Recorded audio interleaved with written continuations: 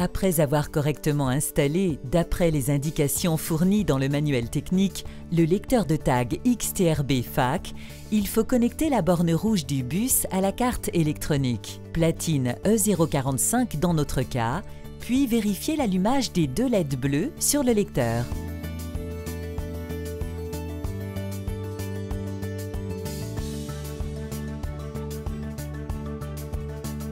En présence de carte avec un afficheur, appuyez sur la touche F jusqu'au paramètre BU. Dans les autres cas, suivre les instructions fournies. Pour permettre à la carte de détecter le dispositif qu'on vient d'installer, on appuie simultanément sur les touches plus et moins jusqu'à l'apparition d'un Y sur l'afficheur. On vérifie si le lecteur de tag a été détecté en appuyant sur la touche plus. L'allumage de la LED en haut à gauche nous confirme que l'opération a abouti.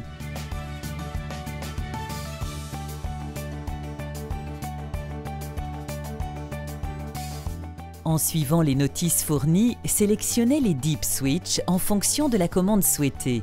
Dans notre cas, avec les 4 premiers Deep Switch sur Off, on enverra une commande d'Open A. Pour mémoriser le premier tag, on appuie sur la touche présente sur la carte pendant 1 seconde.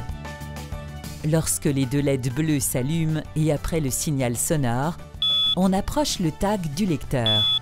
Le second signal sonore confirme que le tag a été correctement mémorisé. Avant l'extinction des 2 LED bleus, on peut ajouter d'autres tags dans l'ordre.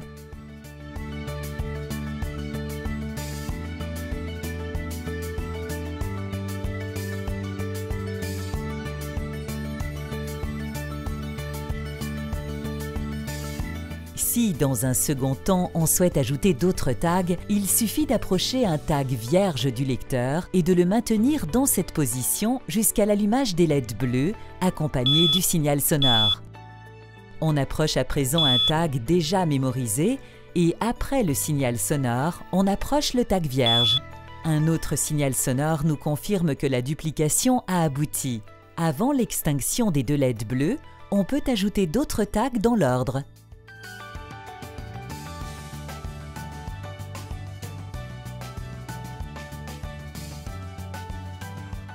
Pour vérifier le fonctionnement correct des tags mémorisés, on approche le tag du lecteur. La LED rouge bus s'allume sur la carte.